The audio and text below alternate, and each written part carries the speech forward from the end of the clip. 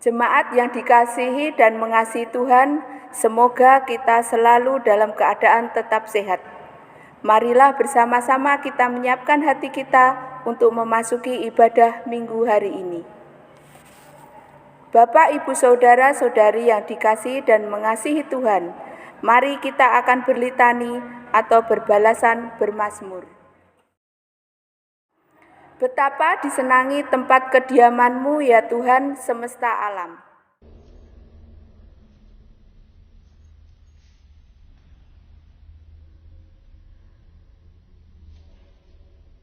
Berbahagialah orang-orang yang diam di dalam rumah-Mu. Berbahagialah manusia yang kekuatannya di dalam Engkau, yang berhasrat mengadakan ziarah.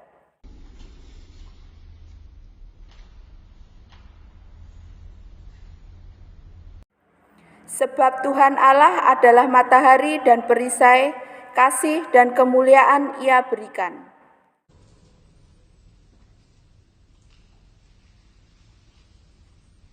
Marilah kita naikkan pujian PKJ 4, bait yang pertama.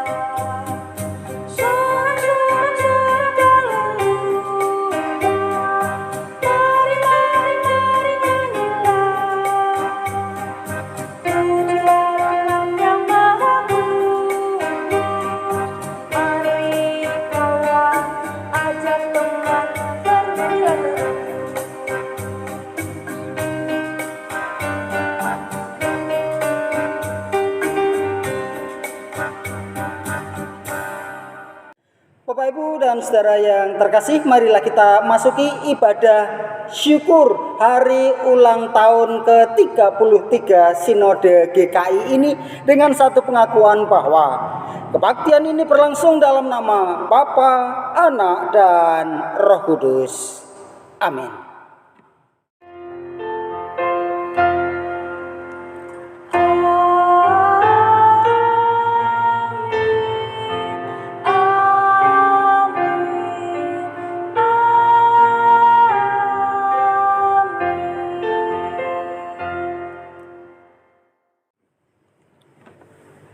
Tuhan beserta saudara.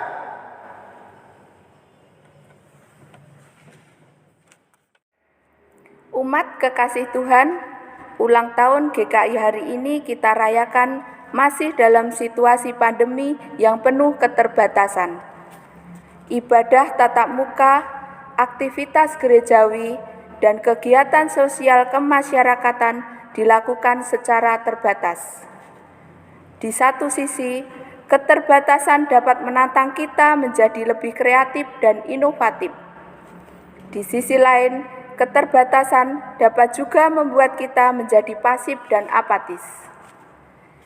Apakah kehidupan bergereja kita di masa ini diwarnai dengan kreativitas dan inovasi? Tidak berhenti untuk terus berderap dalam karya dan kasih? Ataukah kehidupan bergereja menjadi redup dan dingin?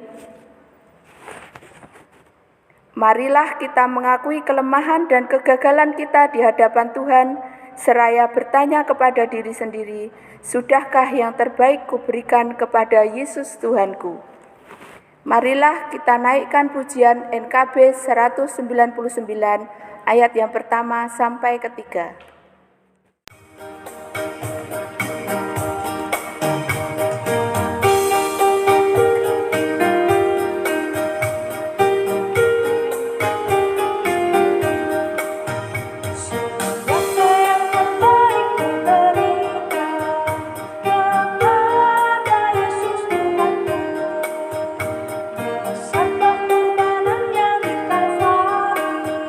Di hadapan terbaik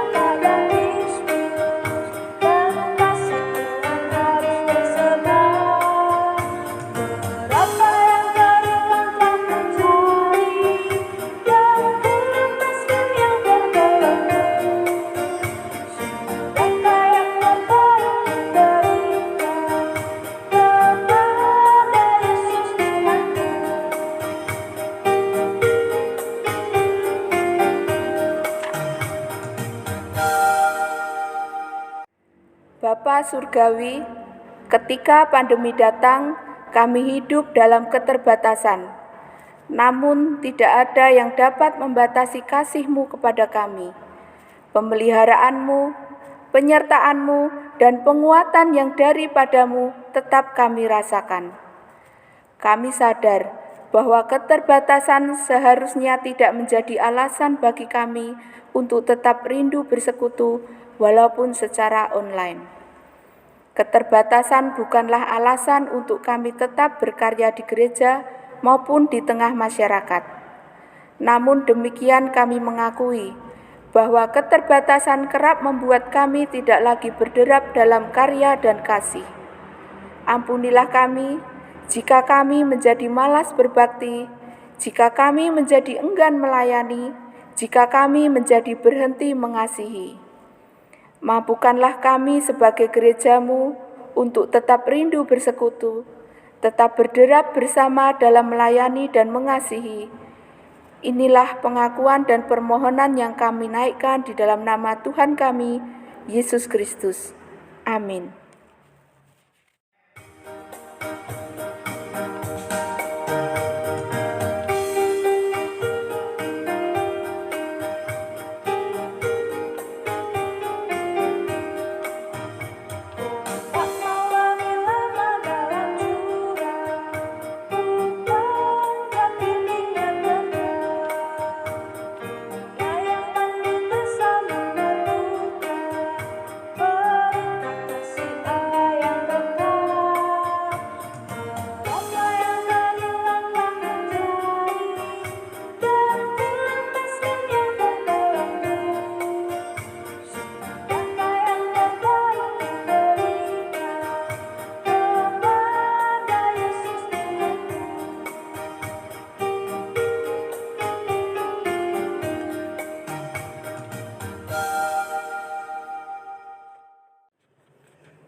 Berita pengampunan diberikan bagi setiap kita yang dengan sepenuh hati mengaku dosa dan mengharap kasih serta anugerah Tuhan.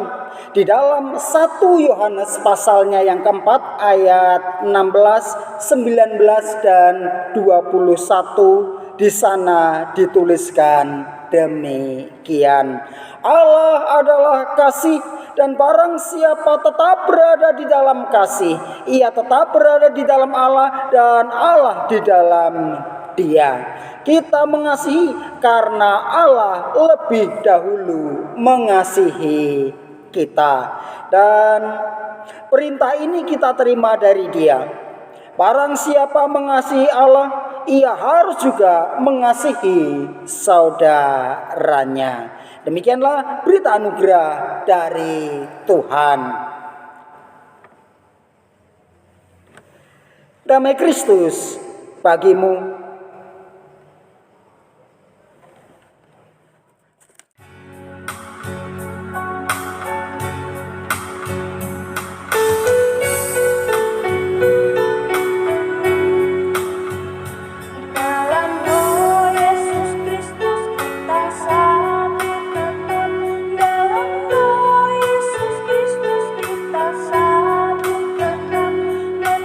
Doakan semua jadi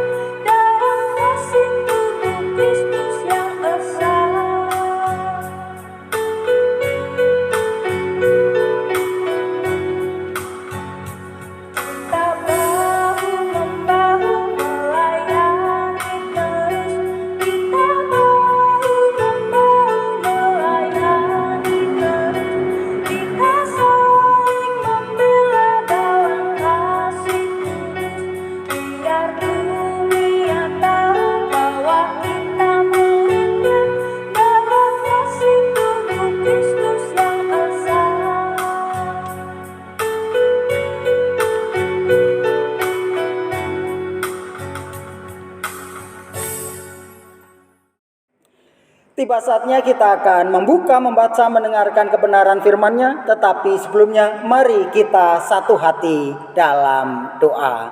Kita berdoa. Kami mengucap syukur ya Tuhan, Tuhan adakan persekutuan atas kami jemaat-Mu GKI, secara khusus GKI Wonogiri pada kesempatan ibadah Minggu, di mana kami juga memperingati ulang tahun ke-33 Sinode GKI. Tuhan boleh kumpulkan kami, Tuhan berkati kami dalam rangkaian ibadah yang boleh kami lewati sampai pada pemberitaan firman-Mu. Bila mana sebentar kami akan membuka, membaca, mendengarkan kebenaran firman-Mu. Mampukanlah kami untuk mendengar dan terlebih daripada itu memberlakukannya dalam kehidupan kami hari lepas hari. Bersabdalah Tuhan, kami siap untuk mendengar. Dalam Kristus Yesus kami berdoa. Amin. Akan saya bacakan firman Tuhan yang menjadi bacaan kita saat ini. Injil Tuhan Yesus Kristus diambil dari Yohanes pasalnya yang ke-6 ayat 56 sampai 69. Yohanes pasalnya yang ke-6 ayat 56 sampai 69. Demikianlah firman Tuhan yang tertulis menurut Yohanes pasalnya yang ke-6 ayat 56 sampai 69. Barang siapa makan dagingku dan minum darahku, ia tinggal di dalam aku dan aku di dalam dia. Sama seperti Bapa yang hidup mengutus aku dan aku hidup oleh Bapa. Demikian juga barang siapa yang memakan aku akan hidup oleh aku. Inilah roti yang telah turun dari surga. Bukan roti seperti yang dimakan nenek moyangmu dan mereka telah mati. Barang siapa makan roti ini, ia akan hidup selama-lamanya. Semuanya ini dikatakan Yesus di Kapernaum ketika ia mengajar di rumah ibadat. Sesudah mendengar semuanya itu, banyak dari murid-murid Yesus yang berkata, "Perkataan ini keras, siapakah yang sanggup mendengarnya?" Yesus yang di dalam hatinya tahu bahwa murid-muridnya bersungut-sungut tentang hal itu, berkata kepada mereka, "Adakah perkataan itu mengguncangkan imanmu? Dan bagaimanakah jika kamu melihat Anak Manusia naik ke tempat di mana ia sebelumnya berada? Rohlah yang memberi hidup, daging sama sekali tidak berguna. Perkataan-perkataan yang kukatakan kepadamu adalah roh dan hidup. Tetapi di antaramu ada yang tidak percaya, sebab Yesus tahu dari semula siapa yang tidak percaya dan siapa yang akan menyerahkan dia. Lalu ia berkata, "Sebab itu telah kukatakan kepadamu, tidak ada seorang pun dapat datang kepadaku kalau Bapa tidak mengaruniakan kepadanya."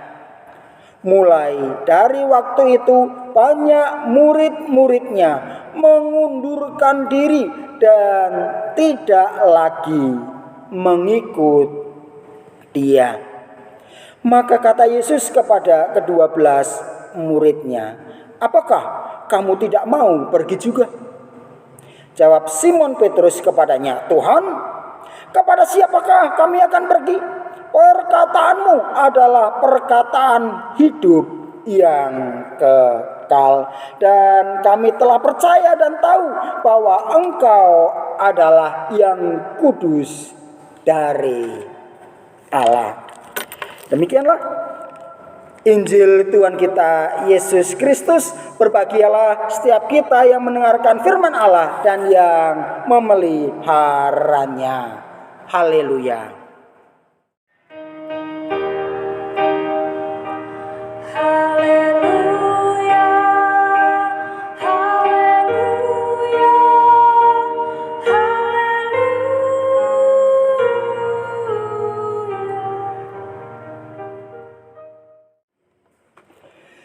Bapak Ibu Saudara yang dikasihi dan yang mengasihi Tuhan Yesus, tema kita pada kesempatan ibadah minggu saat ini sedikit istimewa karena saat ini bersama-sama dengan juga gereja-gereja yang ada di Sinode wilayah Jawa Barat, Sinode wilayah Jawa Tengah, dan Sinode wilayah Jawa Timur, kita satu hati bersyukur atas penyertaan Tuhan yang tadinya 3 sinode, Sinode Jawa Barat, Sinode Jawa Tengah, Sinode Jawa Timur, tetapi 33 tahun yang lalu 3 sinode ini menyatu untuk menjadi Sinode GKI, untuk bersaksi kepada sinode-sinode yang lain. Di sela-sela ada sinode yang terpecah karena juga kepentingan-kepentingan pribadi, GKI mau bersaksi, mau bersatu dan menyatu. Dan saat ini kita peringati Sung Hodos. Perjalanan bersama-sama kita sebagai sinode selama 33 tahun. Bapak Ibu dan Saudara yang terkasih, istilah persekutuan sudah bukan barang asing lagi bagi gereja. Kita sering juga mungkin mengucapkan atau menggunakan istilah persekutuan. Permasalahannya, apa itu persekutuan? Kalau bicara realita gereja, katanya persekutuan adalah persekutuan umat dengan Kristus yang adalah juga dasar dan kepala gereja. Tetapi realitanya, kenapa kok gereja ada yang terpecah? Karena juga pertikaian. Katanya persekutuan dengan Kristus yang adalah dasar dan kepala gereja. Kenapa kok persekutuannya bisa pecah dan memisahkan diri? Kalau itu benar pengakuan bahwa persekutuan adalah persekutuan dengan Kristus, bukan cuma persekutuan dengan umat. Disinilah kita juga melalui bacaan kita dari Injil Yohanes pasalnya yang ke-6 yang menjadi bacaan kita tadi, kita mau belajar tentang bagaimana memahami persekutuan dan bagaimana bersikap tatkala dalam perjalanan bersama. Perjalanan bersama sebagai satu jemaat, di mana juga pasti ada kepelbagian, tetapi kita tetap bisa berjalan bersama dengan segala pergumulan permasalahan yang ada, dengan segala keberagaman yang ada, tetapi tetap solid. Kita mau belajar dari firman Tuhan yang menjadi bacaan kita saat ini. Bapak Ibu dan Saudara yang terkasih, tadi dikatakan berbicara tentang persekutuan. Persekutuan umat dengan Allah. Belajar dari juga ajaran Yesus, ada 3 hal yang juga bisa kita pelajari. Persekutuan yang pertama, persekutuan terjadi melalui makan daging dan minum darah Kristus, sebagaimana ayat 56 catatkan. Wow, apakah orang Kristen adalah kaum kanibal? Dikatakan makan daging dan minum darah Kristus? Tentu saja bukan. Jangan juga memahami bagian ini saklek letterlek, tetapi kita harus mengerti juga latar belakangnya. Yohanes menuliskan untuk orang-orang Kristen yang berlatar belakang budaya Yunani. Tentu mereka juga mempergunakan filsafat. Memahami ayat ini tentu tidak secara letterlek, tetapi pasti ada makna di balik apa yang diucapkan. makan daging dan minum darah Kristus mau menegaskan adanya kesatuan rohani umat dengan Kristus. Kesatuan rohani. Dikatakan makan dagingku berarti tubuh Kristus yang dikorbankan. Minum darahku mau juga mempertegas tentang sengsara Kristus di kayu salib yang membawa juga penebusan dosa. Jadi tatkala Yesus mengatakan makan dagingku dan minum darahku, inilah persekutuan rohani, kesatuan rohani antara Kristus dengan umatnya. Dan kesatuan rohani itu tandanya adalah umat tinggal di dalam Kristus, menjadi bagian. Tinggal di dalam Kristus berarti menjadi bagian, bukan misah. Karena menjadi bagian dan ini tak terpisahkan. Mau tidak mau umat berarti juga terhisap melalui juga ajaran teladan Kristus. Karena tinggal di dalam Kristus, inilah tandanya kesatuan rohani umat dengan Kristus. Yang kedua, Allah Bapa bersedia terlibat. Terlibat apa? Terlibat dalam persekutuan, bahkan Allah Bapa yang berinisiatif, yang mengundang, memanggil umat untuk datang bersekutu dengannya. Bukan kita yang mengundang, ayo sini, tetapi Allah Bapa yang berinisiatif mengundang Bapak Ibu Saudara-saudara dan juga saya untuk ambil bagian. Nah, ada inisiatif dari Allah Bapa. Disinilah juga nampak bahwa Allah Bapa juga bersedia terlibat. Jadi ada tawaran langsung dari Allah.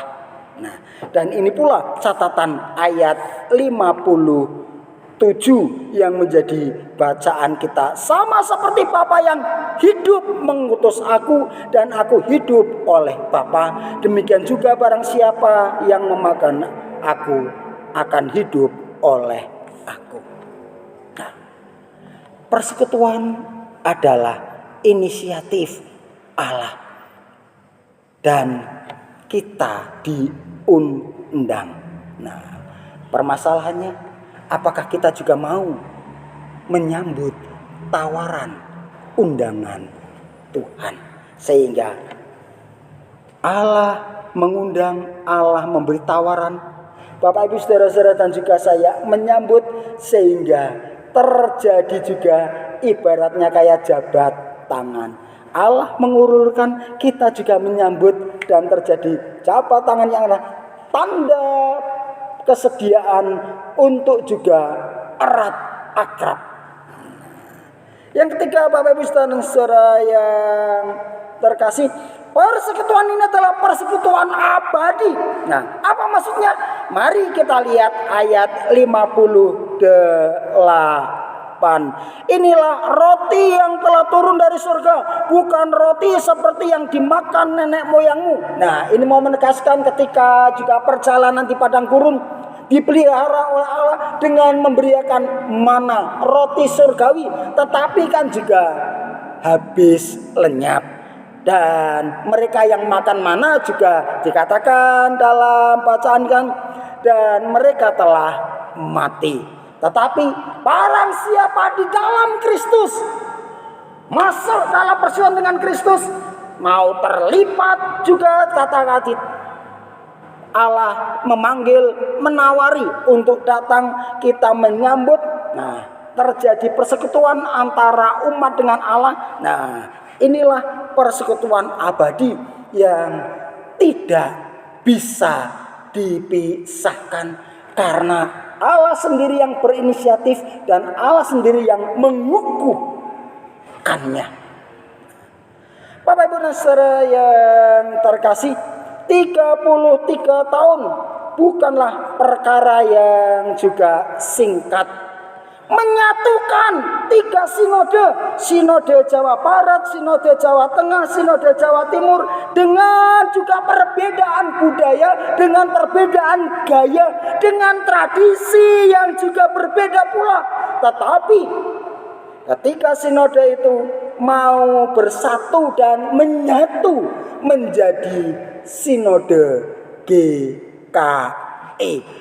Bukan perjalanan yang singkat penyatuan 3 sinode ini, tetapi ada antusiasme untuk bersatu dan menyatukan diri, sebagai juga kesaksian kepada banyak sinode yang lain yang terpecah-pecah menjadi sinode sendiri karena kepentingan segelintir orang.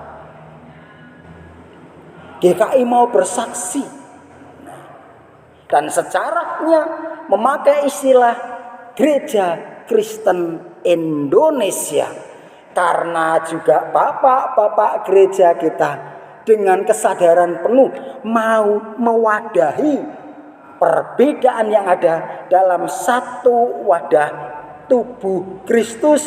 Perbedaan adalah kekayaan yang Tuhan berikan, makanya perlu disyukuri, dijaga, dipelihara sedemikian rupa.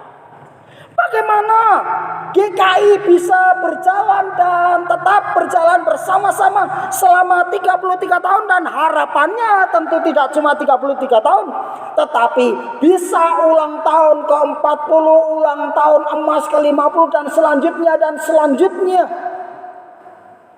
Apakah tidak ada tantangan? Apakah tidak ada halangan? Tentu saja. Menyatukan 3 sinode, nah, Jabar, Jateng, Jatim, dengan segala juga perbedaan budaya, perbedaan tradisi yang berlaku di gereja, bukan perkara gampang. Setelah menjalani selama 33 tahun dalam perjalanan kebersamaan, bukan tanpa kendala. Tentu ke depan ada tantangan tersendiri. Nah, disinilah kita mau juga tetap bersehati. Bagaimana supaya tetap bisa bersehati sehingga GKI bukan cuma memperingati 33 tahun saja, tetapi juga ulang tahun emas. Kalau ibaratnya pernikahan, wah, ulang tahun juga permata atau intan, wah, 60-75 tahun. Atau juga 1 abad sinode GKI. Nah, tentu dengan segala tantangan perkembangan yang ada. Nah, Bapak Ibu dan saudara yang terkasih, disinilah kita mau belajar dari sejarah. Kalau di awal sebelum tahun 88 juga sudah ada gerakan penyatuan, tetapi belum bisa terwujud. Baru pada bulan Agustus tahun 1988, tanggal 26, terjadi kesepakatan dari 3 sinode menjadi 1 sinode, yaitu sinode GKI, dan akhirnya 3 sinode itu menjadi sinode wilayah. Sinode wilayah Jawa Barat, sinode wilayah Jawa Tengah, sinode wilayah Jawa Timur. Awal-awal ada antusiasme dari pimpinan ketika sinode untuk bersatu dan menyatu, dan antusiasme itulah mengalahkan segala tantangan, rintangan, permasalahan yang ada. Nah, kalau sekarang mau juga bertahan, milikilah antusiasme sebagaimana dimiliki oleh pimpinan gereja sinode GKI Jabar, Jateng, Jatim tahun 1988. Antusiasme itulah yang menyebabkan ketika sinode bisa berjalan bersama-sama menjadi Sunghodos, menjadi sinode GKI. Adakah kita juga berfokus pada antusiasme, bukan berfokus pada masalah, tetapi antusiasme berarti pola pikir kita yang juga senantiasa punya fokus, bukan fokus pada masalah, tantangan, rintangan, tetapi fokus pada juga sukacita yang ada, antusiasmenya. Sehubungan dengan antusiasme yang perlu didengungkan kembali, digenderangkan kembali, dibangkitkan kembali tatkala menghadapi masalah yang berat. Nah, saya mau mengajak Bapak Ibu saudara-saudara untuk melihat tayangan video ini terlebih dahulu. Mari kita lihat video ini bersama-sama. Many elephants, but one elephant was very powerful, very obedient, very skillful, and the best in the fighting skills. In many wars, he was sent on the battlefield and he would return only after being victorious. He was the most loved elephant of the king out of hundreds and thousands. Time went by and the elephant started getting old. The king did not send him to the battlefield anymore, but he still remained a part of the king's team. Because whenever the king saw him, he felt good, he felt happy. The elephant once went to the lake for a drink. His feet got stuck in the mud there and he started sinking into it. He tried a lot, but he couldn't pull himself out of the mud. People around knew the elephant was in trouble by the sound of his screams. This news also reached the king. There was panic because everybody knew he was the king's favorite. The king reached there and all other people gathered around the elephant and made various efforts to get him out. But there was no way out. It was not some small animal, it was an elephant. In the meantime, an old retired minister from the king's court was passing by. After understanding the situation, he spoke to the king and suggested that the battle drums be played around the lake. The listeners found bizarre. However, as soon as the drums of war started ringing, there was a change in the behavior of the troubled elephant. The elephant slowly stood up and then pulled himself out of the mud on his own. Everybody around was shocked. There wasn't a lack of physical ability in the elephant. Just the need to infuse enthusiasm within was required, and that was done. To maintain enthusiasm in life, it is necessary that humans maintain a purposeful thinking and mindset and do not let despair dominate. Now, why did I tell you all this story? In today's challenging times, we all need to infuse enthusiasm in ourselves and the people around us. By playing these battle drums, we need to celebrate abundance of good health, joy, happiness, love, and we have to stop talking about these tough times and how these tough times have been treating us. There is a lot of good happening, guys. We have to see it, and let's be grateful for all that. Bapak Ibu dan saudara yang terkasih, dari video yang tadi juga bisa Bapak Ibu saksikan bercerita tentang gajah perang seorang raja. Dari banyak juga gajah perang yang dimiliki raja, ada satu yang menjadi kesayangan raja.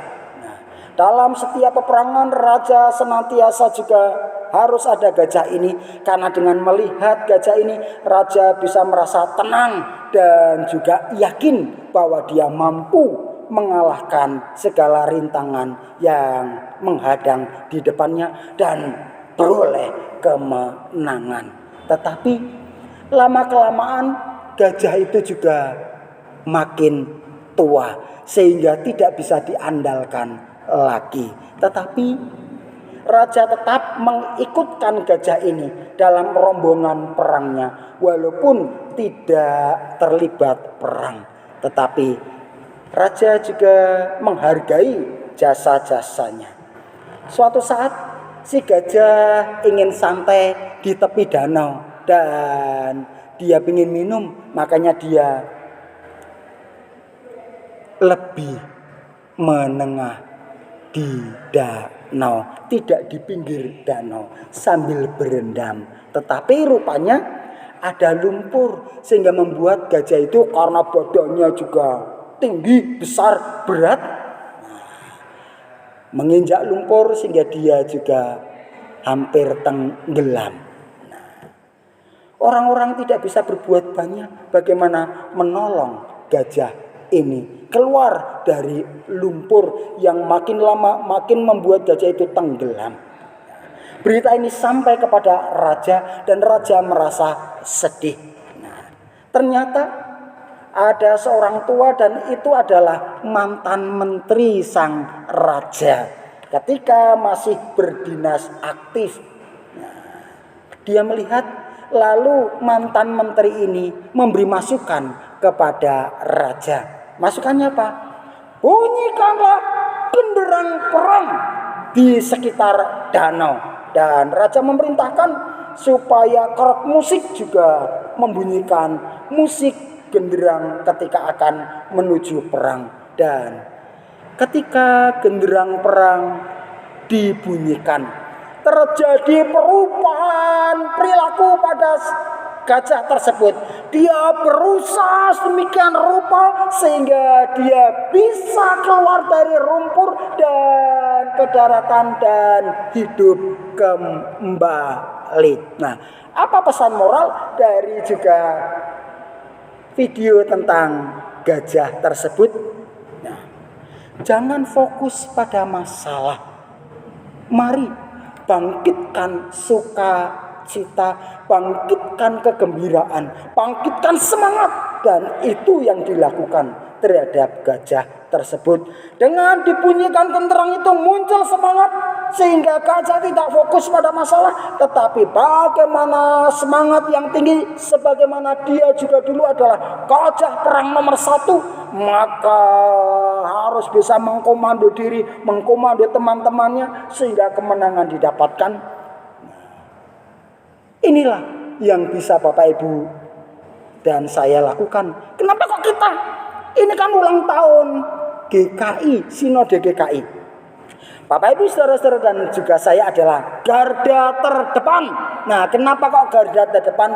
Ibaratnya kan GKI juga ada jemaat setempat. Ya, kalau kita ya jemaat GKI Wonogiri masuk bagian klasis Solo. Klasis Solo masuk bagian Sinode Wilayah Jawa Tengah. Sinode Wilayah Jawa Tengah juga bagian dari Sinode GKI. Jadi kita adalah garda terdepan.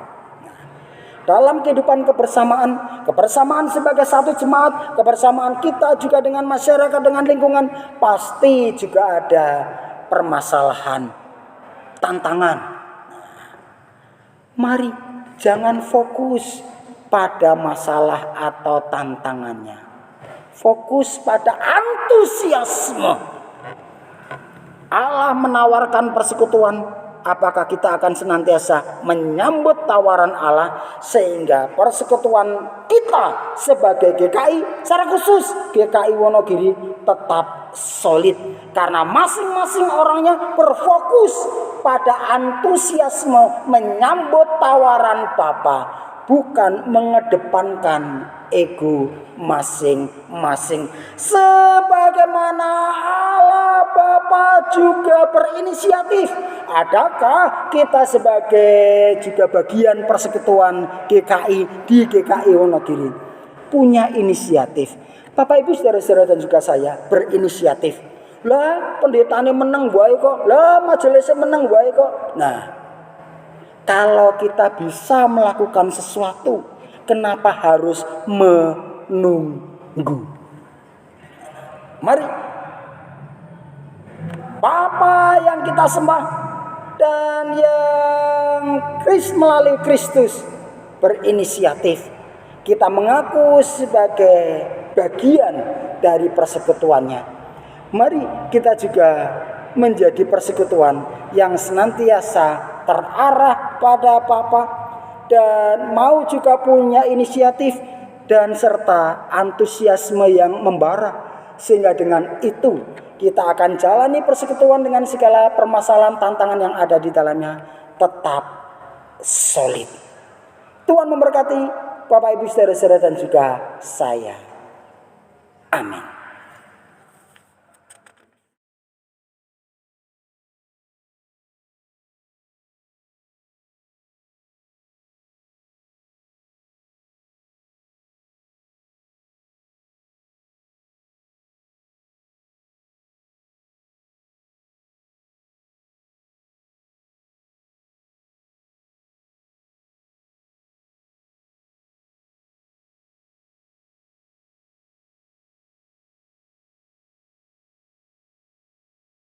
Pengakuan iman. Umat kekasih Tuhan, bersama dengan umat Allah di masa lalu, masa kini, dan masa depan, marilah kita mengingat pengakuan pada baptisan kita. Menurut pengakuan iman rasuli yang demikian bunyinya. Aku percaya kepada Allah, Bapa yang Maha Kuasa, Khalik langit dan bumi, dan kepada Yesus Kristus, Anaknya yang tunggal Tuhan kita, yang dikandung daripada Roh Kudus, lahir dari anak darah Maria, yang menderita sengsara di bawah pemerintahan Pontius Pilatus, disalibkan, mati, dan dikuburkan, turun ke dalam kerajaan maut. Pada hari yang ketiga, bangkit pula dari antara orang mati, naik ke surga, duduk di sebelah kanan Allah, Bapa yang Maha Kuasa. Dan dari sana ia akan datang untuk menghakimi orang yang hidup dan yang mati. Aku percaya kepada Roh Kudus, gereja yang kudus dan am, persekutuan orang kudus, pengampunan dosa, kebangkitan orang mati, dan hidup yang kekal. Amin. Kita panjatkan doa-doa syafaat kita. Mari kita berdoa. Kembali kami datang kepadamu ya Tuhan Allah kami, untuk memanjatkan doa-doa kami. Kami mau berdoa bagi kehidupan keseharian jemaat-Mu GKI Wonogiri, baik kami anggota jemaat maupun simpatisan. Berkatilah kami dengan iman, keyakinan, pengharapan yang teguh di dalam Kristus Yesus. Biarlah tantangan, hambatan, rintangan, cobaan, godaan boleh menghadang, tetapi janganlah itu sampai memupuskan iman, keyakinan, pengharapan jemaat-Mu GKI Wonogiri. Dengan segala pergumulan permasalahan yang ada, pergumulan kerja, permasalahan usaha, studi, keluarga, mampukanlah kami untuk boleh mau terarah kepada Kristus yang Allah dasar dan kepala gereja kami, yang juga mengundang umat untuk datang mendekat bersekutu dengannya, sehingga dalam persekutuan dengan Kristus yang adalah persekutuan yang abadi, biarlah itu pula yang akan tercermin dalam kehidupan kami sebagai persekutuan jemaat, persekutuan keluarga, tetap solid, tidak terpecah belah. Berkatilah juga pergumulan bersama sebagai GKI yang boleh juga kami jalani selama 33 tahun ini. Biarlah kehadiran GKI di bumi Indonesia melalui karya nyata sapaannya kepada sesama, GKI boleh tetap menjadi pelopor, perintis persatuan, kesatuan dalam juga keberagaman masyarakat Indonesia. GKI tetap juga punya antusiasme menjadi garda terdepan dalam rangka juga mengulurkan tangan, memberikan pertolongan terhadap saudara-saudara sebangsa setanah air yang mengalami juga bencana. Kami mau berdoa untuk bangsa Indonesia. Kami mengucap syukur 76 tahun Tuhan berkati kebersamaan kami sebagai satu Indonesia. Biarlah kami bukan cuma sampai 76 tahun perjalanan kami sebagai satu bangsa, satu negara, tetapi apa yang menjadi harapan saat ini sampai 2045 peringatan Indonesia satu abad juga boleh terwujud, sehingga Indonesia tetap bersatu selamanya dan makin maju, makin sejahtera warganya. Berkatilah pimpinan bangsa kami. Inilah doa kami yang kami panjatkan di dalam satu nama, nama di atas segala nama, nama yang penuh dengan kuasa, dan oleh karena yang kami percaya, satu nama Yesus Kristus, Tuhan dan Juru Selamat kami yang hidup, yang telah mengajarkan kami berdoa.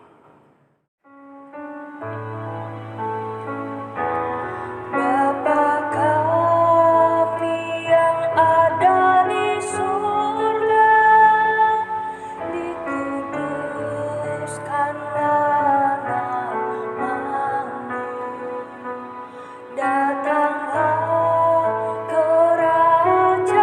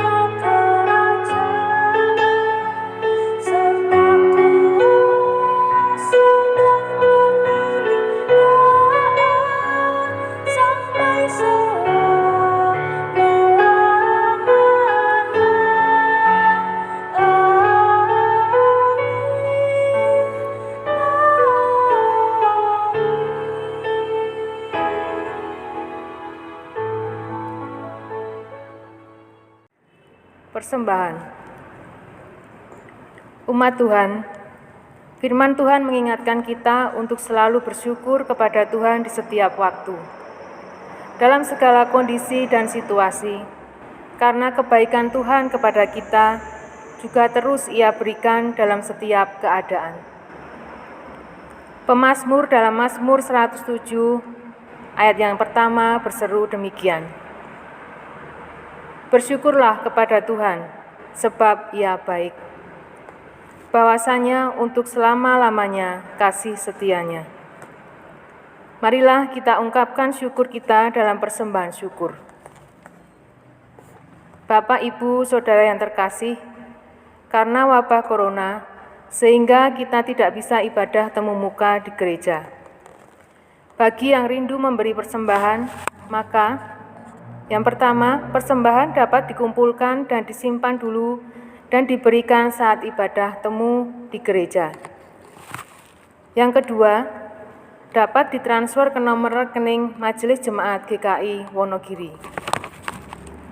Yang ketiga, atau apabila sempat, silakan mampir ke gereja dan masukkan persembahan pada kotak persembahan.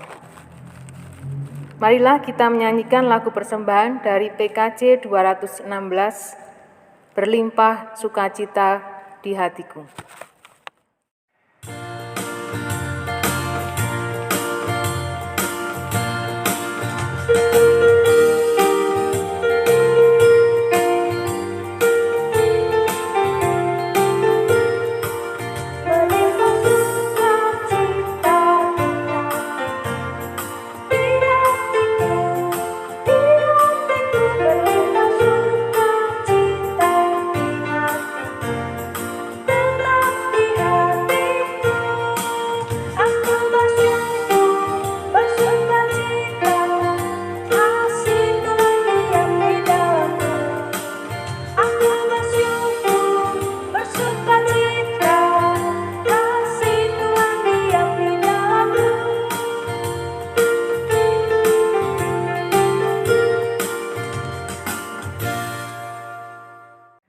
Bapak Ibu yang terkasih, marilah kita berdoa.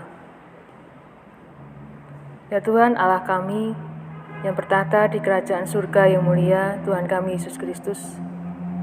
Terima kasih ya Tuhan atas pemeliharaan Tuhan dalam kehidupan kami.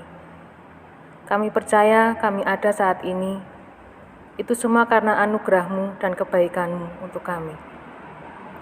Kami menyadari bahwa kami belum sepenuhnya membalas semua kebaikan Tuhan. Kami berterima kasih ya Tuhan untuk setiap berkat yang Tuhan berikan dalam kehidupan kami. Meskipun kami penuh dosa dan kesalahan, namun Kau selalu melimpahi kami dengan berkat-Mu yang tidak terhingga dalam kehidupan kami. Saat ini ya Tuhan, kami membawa persembahan hasil dari berkat dari usaha dan pekerjaan yang kami terima dari Engkau. Kiranya Tuhan berkati persembahan ini, sehingga persembahan ini dapat kami gunakan untuk memuliakan nama-Mu dan untuk memperluas kerajaan-Mu di muka bumi ini. Dan juga berkat ini ya Tuhan, juga menjadi berkat untuk gereja-Mu di tempat ini. Ajari kami ya Tuhan, untuk mempersembahkan hidup kami sebagai persembahan yang hidup dan layak di hadapan-Mu. Terima kasih ya Tuhan. Doa ini kami persembahkan di dalam nama-Mu Tuhan kami Yesus Kristus. Kami berdoa dan mengucap syukur. Amin.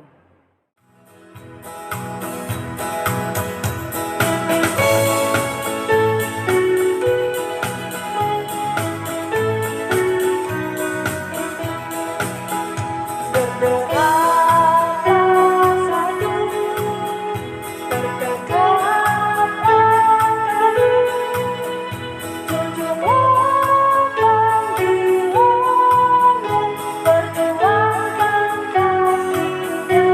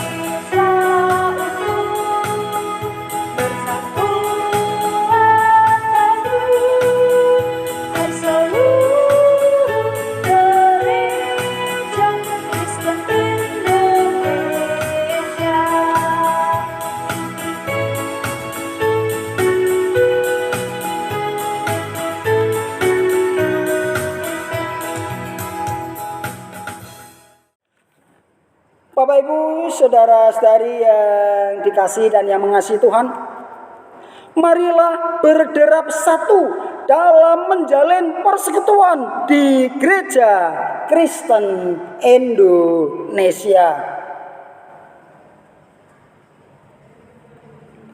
Marilah berderaplah satu dalam mengasihi Allah dan sesama. Marilah berderap satu dalam berkarya bagi dunia.